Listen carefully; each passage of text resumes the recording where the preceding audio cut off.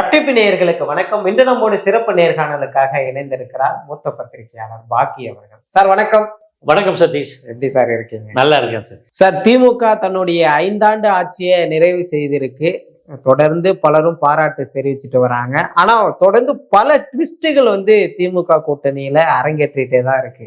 தேமுதிக அங்கம் வகிக்கிறாங்க. ஓபிஎஸ் திமுகவிற்கான ஆதரவு நிலைப்பாட்டை எடுத்திருக்கிறாரு. ஓபிஎஸ்ஸின் ஆதரவாளர் ஸ்டாலின் அவர்களை ஆதரிச்சு பேசுறாரு.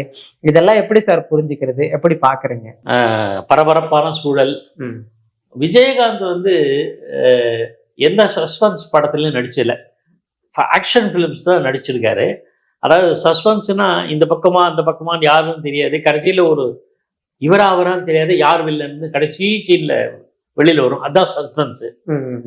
தேமுதிக இப்போ பிரேமலதா தலைமையிலான தேமுதிக அந்த சஸ்பென்ஸ் பண்ணியிருக்கு. இந்த பக்கம் போவாங்களா அந்த பக்கம் போவாங்களான்னு. உதாரணத்துக்கு 4 நாளுக்கு முன்னாடி சிவராத்திரியில அதிமுக சேர்ந்த எஸ்பி வேலுமணி, ஜகிதேஷ் வாசுதேவ் முன்னாடி பிரேமலதாவை அறிமுகப்படுத்தி விடுறாரு. ராஜ்நாத் சிங் போன்ற மத்திய அமைச்சர்கள்லாம் கலந்து கொண்ட கூட்டம். அப்படி இருக்கும்போது எல்லாரும் முடிவுக்கு வந்துட்டாங்க, எழுதிட்டாங்க. பாஜக அதிமுக கூட்டணியில் தேமுதிக இடம் பெறுது. அதுக்கு நிறைய காரணங்களை சொல்லிட்டாங்க. எனக்கு தெரிஞ்ச ஒருத்தர் சொன்னாரு, தேமுதிகவுக்கு ராஜ்யசபா தமிழ்நாட்டில் கிடைக்காட்ட கூட மத்தியில் எங்கேயாவது பிற மாநிலம் கூட கொடுத்துருவாங்க, வேற பிஜேபி அப்படிலாம் சொன்னாங்க. பிஜேபி முயற்சி பண்ணிச்சு, பிஜேபி தான் அதுல ரொம்ப தீவிரமா இருந்ததுன்னு சொன்னாங்க. அதே மாதிரி நேர்காணல், இன்டர்வியூ, பிரஸ் மீட்லாம் அண்ணன் எடப்பாடியார்னு புகழ்ந்து பேசியிருக்காங்க, பாஜகவை புகழ்ந்து பேசியிருக்காங்க. இப்படி எப்படி இந்த பக்கமா அந்த பக்கமா இந்த மாதிரி பேசிட்டு கடைசியில திமுக சேர்ந்துருக்காங்க. ஓகே, சஸ்பென்ஸ் தனகேட போச்சு. ஆனா ஓபிஎஸ், ஓ பன்னீர்செல்வத்துக்கு சஸ்பென்ஸே இல்லை. அதிமுக ஓ பன்னீர்செல்வம், மனோஜ் பாண்டியன் போன்றவர்கள் நீக்கப்பட்டார்கள். நீக்கப்பட்டு தனியா குரூப்பா இருந்தாங்க. இப்போ மனோஜ் பாண்டியன் சேர்ந்தாரு, வைத்தியலிங்கம் சேர்ந்தார், மருது அழகராஜ் சேர்ந்தாரு. இப்போ ஓபிஎஸ் பார்த்திருக்காரு. விரைவில் ஓரிரு நாட்கள் அங்கே போவார். இப்போ சட்டப்பேரவையில் இன்று கடைசி நாள். இன்னைக்கு ஆன்னு அவருடைய ஆதரவாளர், ஓபிஎஸ் ஆதரவாளர் புகழ்ந்து பேசியிருக்காரு. ஸோ விரைவில் அவர் அங்கு சேருவதற்கான சாத்தியம். ஒன்று எதிர்பார்த்தது, ஒன்று எதிர்பாராம, ரெண்டுமே. இதுல என் பார்வை என்னன்னா, ஏன் திமுக இவங்களெல்லாம் இழுத்துக்குது அப்படின்னா, அவங்களுக்கு தங்கள் வெற்றி மீது ஒரு தயக்கம் இருப்பதாகத்தான் அர்த்தம். செல்வி ஜெயலலிதா அம்மையா இருந்தபோது அவங்களுக்கு அவங்களோட பெரிய பிளஸ் பாயிண்ட் தன் மேல நம்பிக்கை, அசாத்தியமான நம்பிக்கை. அதனால்தான் பிஜேபியை லேடியா மோடியானாங்க. பல கட்சிகள் வெளியில போச்சு. வெளியில அவங்களே நாங்களே அத்தனை தொகுதிகளும் போட்டியிட்டு வெல்லுவோம். 2016 அப்படி இருந்தாங்கல்ல, 2011 அப்படி இருந்தாங்க. அவங்களுக்கு அந்த கான்ஃபிடன்ஸ் இருந்தனால யாரையும் தயவுக்கு வாங்க வாங்க வாங்கன்னு கூட்டணி சேர்த்துட்டே கிடையாது. 1991 அவங்க சந்திச்சு மகத்தான வெற்றி பெற்ற தேர்தல் கூட்டணியிலிருந்து, நான் சொல்றது கூட்டணி, 89 பெரிய அளவுக்கு கூட்டணி இல்லை. இருந்தாலும் 27 இடங்களில் எதிர்கட்சி தலைவராக வந்தாங்க, அப்புறம் மாறிச்சு. ஆகையினால் அவங்களுக்கு இருந்த தன்னம்பிக்கை திமுக இல்லைன்னு அர்த்தம். எப்போ நான் எல்லாரும் யார் வந்தாலும் சேர்ந்துக்கணும்னா ஓட்டுகள் சிதறக்கூடாது, குறையக்கூடாது. ஒரு தொகுதியில வெற்றி வாய்ப்பை 300-400 வாக்குகள் கூட மாற்றிய சம்பவங்கள் உண்டு. இப்ப தேமுதிக சேர்த்துக்கிட்டாங்கன்னா தேமுதிகக்கு ஒரு ஆவரேஜா ஒரு 3000-5000 டிஃபரன்ஸ் வாக்குகள் வரதுக்கு சாத்தியம் இருக்கு. ஸோ அதெல்லாம் மிஸ் பண்ணக்கூடாது அப்படின்னு தேமுதிக உள்ள சேர்த்துட்டாங்க. சரி, ஓ பன்னீர்செல்வம் செல்வாக்கு மிக்க தலைவர் இல்லை, வசீகரமான தலைவர் இல்லை. அவர் கட்சி தொடங்கி ஒன்றும் கட்சியே தொடங்கலை, கட்சியும் பெருசா அவருக்கு பின்னாடி யாரும் அதிமுக போகல. அவரும் யாரோடும் இணைஞ்சு ஒன்றும் பண்ண முடியல. மக்களவை தேர்தலில் ஒரு தொகுதியில போட்டிட்டு 3 லட்சம் வாக்கு வாங்கினார், ரைட். ஆனா அவராலும் மிஸ் பண்ணக்கூடாது, அவருடைய வாக்குகளுக்கு கூட மிஸ் பண்ணக்கூடாது. அவர் சமுதாய வாக்குகள் ஒரு கணக்கு இருக்கு. அதனால அவரும் நெருங்கி வர்றாரு. அவரை எடுத்துப்பாங்கன்னு தான் பரவலா பேசப்படுறது, நமக்கு தெரியல. ஆனா பொதுவா திமுக தரப்புல அப்படிதான் சொல்றாங்க. அப்படின்னா என்ன அர்த்தம்? யாரையும் விட்டு கொடுக்க கூடாது. காங்கிரஸுக்கும் திமுகவுக்கும் சின்ன சின்ன உரசல்கள் இருந்தது இல்ல அண்மையில. ஆட்சியில பங்கு வேணும், கூடுதல் விட வேண்டும்னு காங்கிரஸ் கேட்டுதான் பல ஒரு கட்டத்திலையும் திமுகவின் மேலிடம் கருத்து சொல்லல. இவங்க எதையும் நாமளா போ அப்படின்னு நாமளா சொல்ல வேண்டாம். அவங்களா போனோம்னா அதை நம்ம ஒண்ணும் பண்ண முடியாது. ஸோ தெளிவா இருக்காங்க அவங்க. திமுக வெற்றி முக்கியம், அதுக்கு என்னன்னா எப்படி எல்லாம் அட்ஜஸ்ட் பண்ணணுமோ பண்ணிக்கணும். ஆகையினால தான் அவங்கெல்லாம் வராங்க. நாளைய தினம் பாமகவை எப்படி உள்ளே சேர்ப்பது என்பது கூட அவங்க யோசிக்க கூடும். திமுக கூட்டணியில நீங்க கேட்கலாம், பாமகவை திமுக, அதாவது பாமகனா ராமதாஸ் தலைமையில, ராமதாஸ் தலைமையிலான கூட்டணி, பாமகவினுடைய எந்த அணியை கூட்டினாலும் சரி, கூட்டணியில் சேர்த்தா கூட விடுதலை சிறுத்தைகள் அங்க இருக்க மாட்டாங்கன்னு பல தடவை சொல்லியிருக்காங்க. எந்த கருத்தையும் சொல்லல. கட்சி மேலிடம், திமுக மேலிடம். ஸோ கேர்ஃபுல்லா இருக்காங்க. கடைசி நிமிஷத்துல ஏதேனும் ஒரு காம்ப்ரமைஸ் வரலாம், வருமா வராத தெரியாது. அல்லது திமுக போட்டியிடு, திமுக கழகம் மட்டும் போட்டியிடுகிற இடங்களில் பாமக ஆதரவு கொடுக்கும் அப்படின்னு ராமதாஸ் ஒரு ஸ்டேட்மெண்ட் விட்டா அது கூட லாபம். கூட்டணியில பாமக ராமதாஸை சேர்த்துக்கல, ஆகையினால பிசிகே வெளியில போகாது. புரிஞ்சுதா? அதே சமயத்துல பாமகவை சமரசம் பண்ணி உங்களுக்கு என்னென்ன வேணுமோ அதெல்லாம் செஞ்சிடறேன், உங்களுடைய டிமாண்ட் ஏதாவது அதை தீர்த்து வைக்கிறேன், எல்லாத்தையும் சமரசம் சொல்லி எங்க திமுக போட்டியிடுற இடங்களை உங்க ஆளுங்கெல்லாம் ஓட்டு போட்டு உங்களுக்கு ஆதரவாளர்கள் ஓட்டு போடுது. ஸோ லாபம், திமுகவுக்கு கணிசமான வாக்குகள் கிடைக்கும். இந்த ஒரு ஸ்ட்ராட்டஜி கூட திமுக உருவாக்கலாம் எனக்கு என்று நான் அறிகிறேன். ஸோ இந்த அளவுக்கு டாக்டிக்ஸ் வச்சு அந்த கிரிக்கெட்ல உங்களுக்கு தெரியுமா, வெற்றி பெறணும்னா ஒரு சின்ன பந்தை கூட ஓட மாட்டான். சாதாரணமா போடுறது அப்படி தட்டி விட்டு ஒரு ரன் ஓடும். ஸோ ஒரு ரன் ஆடுது கூட சேருது, ஒரு ரன் ஆட் ஆகுது இல்லையா? அந்த ஒரு ரன்னு கூட விடக்கூடாது அப்படின்னு ஓடுவோம். அது வெற்றி வாய்ப்புக்கு கொஞ்சம் கொஞ்சமா பலன் தரும். இந்த கணக்கில் திமுக செயல்படுகிறது. ஆகையினால நீங்க எல்லா கட்சிகளும் அரவணைச்சுக்கணும். இதே ஸ்ட்ராட்டஜி பிஜேபிக்கு இருக்கு, நாம் மறுக்கல. ஆனா பிஜேபியினுடைய நிலை என்பது தமிழ்நாட்டில் இருக்கிற நிலவை வேறு, திமுகவினுடைய நிலை வேறு.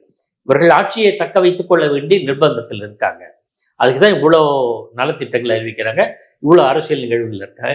கட்சி மேலிடத்தை பாருங்க. கட்சி மேலிடம்னா திமுகவினுடைய தலைவர் மு.க. ஸ்டாலின், திமுகவினுடைய தமிழக முதலமைச்சர் என்பவர் மட்டும் இல்லை, மு.க. ஸ்டாலின் அவர்கள் தெளிவா எந்த விதமான குழப்பம் இல்லாத பேச்சுகளை பேசுறாரு. வெற்றி ஒன்றுதான். ஏன் அப்படின்னா பலவீனமும் தன்னம்பிக்கையோட இருக்கணும், எதோ பத்தி கவலைப்பட மாட்டாங்க. ஸோ எதையும் விட்டு கொடுக்கூடாது. அந்த அணுகுமுறையை தானே தவிர பெருசா ஒன்று கொள்கை கூட்டணி, லட்சிய கூட்டணி இது மேடைக்கு பேசலாம், அதெல்லாம் ஒண்ணு கிடையாது. வருகின்றவர்கள் அனைவரையும் அணைத்துக் கொள்வது, சேர்த்து கொள்வது எந்த இடத்துல சார் பலத்தை கொடுக்கும் நீங்க நினைக்கிறீங்க? அதுவே அந்த கட்சிக்கு, அந்த கூட்டணிக்கு எண்ணிக்கை தான். எனக்கு எண்ணிக்கை வேணும், அவ்வளவுதான். உட்கட்சியில எதுவும் பூசல் வந்துடாதா? இல்ல அதை சமாளிச்சிருவாங்க. ஏன்னா வெற்றின்னு ஒண்ணு இருக்குல்ல, இது வந்தாதான் வெற்றி. இப்போ சாதாரண பந்து போடுறான், அப்படி தட்டி விட்டான்னா ஏன் இதெல்லாம் போய் அடிச்சுட்டு ஓடுறிய அப்படின்னு சொல்ல மாட்டாங்க. தேவை அப்படி தட்டி விட்டு உடனே ரன் ஓடிடுவாங்கன்னு வச்சுக்கோங்களேன். அந்த மாதிரியான நிலைமையில திமுக இருக்கிறது.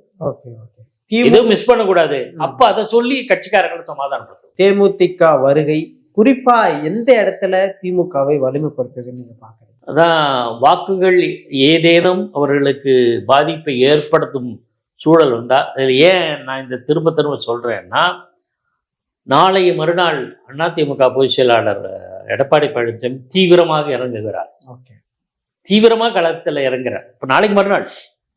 அப்போ அவர் என்னென்ன வியூகங்களை வகுக்கிறார், என்னென்ன திட்டங்களை வச்சிருக்கார், என்னென்ன அம்புகளை எய்ய போறான்னு யாருக்கும் தெரியாது. ஆனால் அவர் எய்ய போகிற அம்புகள் அனைத்தும் கூர்மையான அம்புகள், குறித்தவராத அம்புகள். நான் மறுக்கலை, ஏன்னா அதெல்லாம் சொல்றேன். கடந்த காலங்களில் அவர் இப்போ இந்த கடந்த காலங்களில் மேற்கொண்ட திட்டங்கள் ஒரு பக்கம் இருக்கு. இப்போ அரசியல் மாற்றங்கள் வந்த பிறகு பிரச்சாரத்தில் இறங்குறாரு. இப்போ இன்னும் தீவிரமா இருப்பார். எப்படி நான் அது கிரிக்கெட் உதாரணம் சொல்லணும். இவ்வளவு நெருக்கடி இருக்கும்போது பவுலர் வந்து ஸ்ட்ராங்கா இருப்பான், போட்டு அடிச்சிடனா ஒவ்வொரு பால்லையும் ஒரு விக்கெட் வீழ்த்தணும் என்கிற குறிக்கோளோட ஓட்டி போடுவாங்க, பவுலிங் போடுவாங்கல்ல. அந்த நிலைமையில எடப்பாடி பழனிசாமி இருக்கார். ஒரு விஷயத்தை கூட விடக்கூடாது, ஒரு பிரச்சனை கூட விடக்கூடாது, டார்கெட் பண்ணணும்னு கடுமையா உழைக்க போகிறார். 22ஆம் தேதி ஏற்கனவே அவர் ஓராண்டுகளாக கிட்டத்தட்ட கடந்த ஜூலைன்னு நினைக்கிறேன் ஜூலை மாதத்திலிருந்து 100க்கும் கணக்கான தொகுதிகளை கவர் பண்ணிட்டார். 150 180 நினைக்கிறேன், 190 நினைக்கிறேன், எனக்கு எக்ஸாக்ட் ஞாபகம் இல்லை. கிட்டத்தட்ட 180 தொகுதிகளில் அவர் சுற்றுப்பயணம், சூறாவளி சுற்றுப்பயணம் பண்ணிட்டார். எல்லா இடத்துலையுமே அவர் எந்த இடத்துலையும் சோட போனதில்லை. இருக்கிறத சொல்லிடுறேன். அப்போ இது வந்து ஃபைனல், இன்னும் 2 ஓவர் தான் இருக்குது, இன்னும் 4 விக்கெட் வீழ்த்தணும். எவ்வளவு கடுமையா போலிங் போடுவது, அந்த லெவல்ல இருக்காரு எடப்பாடி பழனிசாமி. அதை காட்டுவார், அதை செயல்படுத்துகிறார்னு நான் யூகிக்கிறேன். பல்வேறு திட்டங்கள் வச்சிருக்கார், பல்வேறு யூகங்களை வச்சிருக்கார். 22ஆம் தேதி அவர் தொடங்குவார். So there will be a big fight, tough fight, கடுமையான போட்டி திமுக அதிமுக இடையில் இருக்கும் என்று நான் கருதுகிறேன். தேமுதிகவை கூட்டணிக்கு அழைக்க எந்த ஒரு ஆர்வமும் எடப்பாடி காட்டவில்லை. அதனாலதான் இந்த கூட்டணி வந்து இணக்கமாவலன்னு சொல்றாங்க. அவர் விரும்பலையா இல்ல காட்டலையா? ஆர்வம் காட்டலையா? ஆர்வம் காட்டுனாரா இல்லையான்னு, அவருக்கு ஆர்வம் இருக்கத்தான் செய்யுது, இல்லைன்னு சொல்ல மாட்டேன். தாவேக்காவை கூட உள்ள எடுக்கணும்ன்ற ஆர்வம் காட்டினதெல்லாம் எல்லாருக்கும் தெரியும். ஆனா நம்பகத்தன்மைன்னு ஒண்ணு இருக்குல்ல. ஒரு கட்சியை நம்பினா அது தெளிவு சார். ஸ்ட்ரைட்டா இங்கேயும் பேசிட்டு அங்கேயும் பேசினா எப்படி நம்பகத்தன்மை வளரும்? நாளைக்கு சூழல் மாறிச்சான்னு இந்த பக்கம் போயிடுவாங்க இல்ல. மற்ற கட்சிகள் அப்படி இல்லை, ஒரே நிலைப்பாடு தான் இருக்காங்க. ஒரு திடீர்னு ஒரு ட்விஸ்ட் நடந்தனா, ஒரு மாற்றம் நடந்தாதான் தங்கள் நிலைப்பாட்டை மாற்றுவார்கள். ஆனா அந்த மாதிரி எதுவுமே சூழல் இல்லாம, அந்த சூழல்ல கூட, அத்தகைய நிலைமையில கூட வந்து நம்பகத்தன்மை இல்லாம தேமுதிக செயல்படுகிறது என்கிற ஆதங்கம். என்னங்க, இந்த திமுக கூட்டணியில் சேர்ந்ததுக்கு சில முக்கியமான நிகழ்வுகளை சொல்லணும். ஏற்கனவே நான் சொன்னேன், சிவராத்திரியில எஸ்பி வேலுமணி கொண்டு போய் அறிமுகப்படுத்துறார். அவ்வளவு வந்தவங்க மார்ச் 16 தேர்தல், மாநிலங்களவை தேர்தல் முந்தா நாள் அறிவிச்சாங்கல்ல, அப்போ அவங்க நிலைப்பாட்டை மாத்துறாங்க. தேமுதிக தங்களுடைய நிலைப்பாட்டை மாத்துறாங்க. ஏன் அப்படின்னா, இன்றுள்ள சட்டப்பேரவை எம்எல்ஏக்கள் திமுகவுக்கு 100க்கு மேல, அவங்களால மொத்தம் 6 எம்பிக்கள் இல்லையா, அந்த அதிகமான எம்பிக்களை தேர்ந்தெடுக்க முடியும். இப்போதும் சரி, பின்னாடியும் சரி. எம்எல்ஏக்கள் அதிகமா யார் பக்கம் இருக்காங்க? திமுக பக்கம். எம்எல்ஏக்கள் குறைவா யார் பக்கம் இருக்காங்க? அதிமுக பக்கம். இன்று எலெக்ஷனுக்கு அப்புறம் எப்படி வேணா மாறலாம், அது நமக்கு தெரியாது. ஆக இப்ப இருக்கிற சூழல், தேர்தல் அறிவிச்சுட்டாங்க, மாநிலங்களவை தேர்தல். இப்போ திமுகவோடு சேர்ந்தா அவங்களுக்கு இருக்கிற கணிசமான எம்எல்ஏக்களை வச்சுக்கிட்டு திமுக சார்பில் இப்போ 3 பேர் ரிட்டையர் ஆகிறாங்க. கனிமொழி, இவங்க NVN சோமு, திருச்சி சிவா, அந்தியூர் செல்வராஜ்.